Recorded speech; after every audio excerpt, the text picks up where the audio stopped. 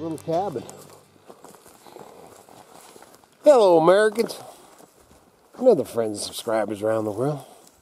Back here, man. Talk to them people again? Yeah. So we're back up here. This time I got Kevin D. He had to see it, and he had the day off. So we're up here. We're looking for cows mostly, but dude, I don't think I'll ever come up this mountain again that I don't come in here. Oh, I guess I didn't. Dude, this is sure clear right here. Oh, what's that? So we're pretty dang cool, ain't it? Really cool. But now we're expanding out a little bit to try to see if there's even more. Dude, that's funny, man. I forgot about that. Yeah. Anyway, when I was calling on this place, the Cistern, Kevin just informed me that that's not a cistern, that's a spring box. So I'm gonna let him tell you about what this is, and then and I didn't even notice it, but a tube. So here we go. Yeah. So this is a spring box. It's basically the headwaters of a creek or just a seep, and to develop like a spring into usable water. I mean, you could use the water right there, of course, and scoop it out, but you dig down, you put a porous box. So this one, I don't know if it's got holes in the side or if it's just infiltrating from below. Well, they got that one. But I've seen different designs. You can weld up a steel box. You could take a 55-gallon drum and drill holes in it. But you want it to be able to let water in, but keep most of the rocks and dirt out. So typically you would dig down, you'd line it with drain rock, and then you'd drop your spring box in, and it would fill with water, and then there should be an outlet here somewhere. I don't really see it on this guy. They've obviously got it because there's that pipe. So then you run a pipe out of an outlet so that the spring box will let water fill in. When it hits that level of your outlet, it'll go down your pipe, which they do have a pipe running down here that's in pieces. And you want to find this seep, like if you're doing it on your homestead or whatever, you want to find the seep. Well, there's a big old chunk of that's old pipe too. Yeah. And look at water's actually coming out of that. So I mean, it's still pretty well functioning. Needs some TLC. help. But well, when I move on this piece of property, I'll take care of that. I mean, if you have drop, you're gonna have water pressure. I mean, within a few feet of drop, you're gonna have pretty good water pressure. So you could actually plumb your house and have running water from a spring box like this. I mean, this is not new stuff. I mean, there's houses to this day that are still running on spring boxes just like this. It can also be used to develop water sites for livestock, for cattle. That's what I'm most familiar with, is using it to feed cattle off the creeks, developing a spring box and a water trough with a system to fill the water trough and put the water back in where it's supposed to be going if it overflows the water trough. So basically, if you remember me going up where I dug those chipmunks out of that, which that would be the cistern, because up above there was a spring box that was feeding the water into that thing. Man, a cistern is water storage. Right, okay. So where this is like your water source. Yeah. So like if you're going to have a cistern here, you'd want to have it down. Right. And then obviously they had a lid that's long been wasted.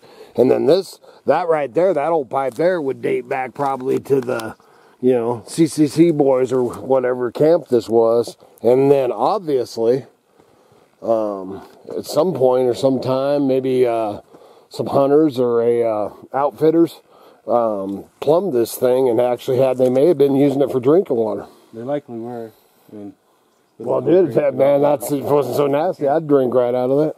The other thing too is if you're trying to get it uphill, there's a deal called a ram pump, which runs without electricity. You can use the drop pressure of the water to basically pump itself back uphill. A little bit of magic involved in that. You might look into it. But. Interesting.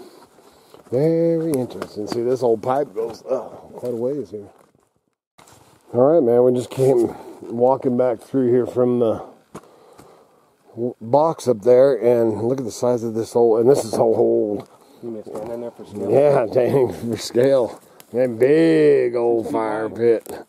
And then we got another, I don't see any remnants of anything of the firebox, but we have another stove area. Looking around, man, might have that box might be out here because we found the one off that other one. But so this would have been, that's number 4. So cool, man. Okay. First of all, I wanted to show you these bird nest fungi.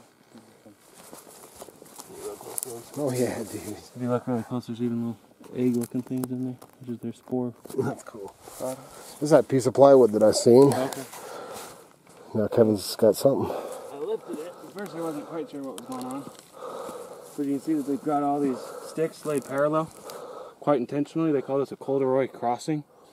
If you can't build a bridge and you're trying to cross a stream without damaging it too significantly, obviously you're going to have some impact. Right. But this allows the water to flow between each log. Oh, and yeah. And then you can drive across it, walk across it. Obviously somebody's laid a piece of plywood over it to make it even a little bit more than just that. But yeah, they call this a corduroy crossing. Corduroy crossing. So That's it cool. reduces your impact on the stream, you know, rather than just driving through it. You can lay these little lodgepole here and drive across it, walk across it. Huh, that's awesome, dude. But I thought that was a pretty cool little example. Yeah, absolutely.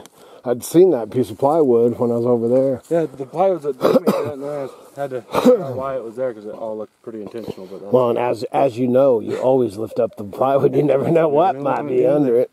And then this, and every one of these, you know, for the stoves, these cement things, I didn't really pay attention. Dude, I was in awe last time. I was just so excited. But really, Kevin pointed out, I didn't pay attention.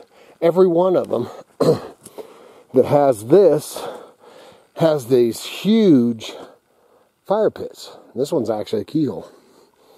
You know, so they were cooking over this end. Okay. But they even got a flat rock right there. right. So very interesting. And then Kevin's point, which I mean, the landscape could change so much. Right here they can. Yeah, for here. But we're just saying where these boxes are, if those were stoves for tents, I mean, you ain't going to put a tent across the creek. You could go this way here, but these other ones up here are a little bit, crazy place for a tent. But you're talking, what, 90 years? Either the water's changed or their mindset, or they had a different mindset than we're having. And then if they had that water box, which would have cut some of the water down, so you know, who really knows? We're trying to research, or we will be researching it. Right now, we're just playing, man. My other observation is it's not just a wood box on top of a. Right, it's got the gravel. Well, it's got I don't know what. And it's all ash now, but clearly they had a form there that they were dropping wood or something into. Interesting. Might be interesting. Actually, well, I guess that's probably from the stove. To dig down in there. I mean, you can see it's deep ash. And that's all full of ash. Yeah, man, I'm planting some tomato there. This could be the original corduroy cross. Yeah. So here we got another one of them corduroys. Is that what they call it? Like corduroy pants. Corduroy pants. Yeah. Parallel lines. So another corduroy crossing. But this we thought was galvanized metal, dude. Look at this handle. That is an old trash can. Oh, holy crap, dude. That mother is, I'd guess, 40s or 50s probably. It painted green. Yeah. Oh, did it? Yeah, you see the green paint right here. Yeah, old Forest Service. Dang, man. Man, that sure would be cool if it was steel round. That's awesome.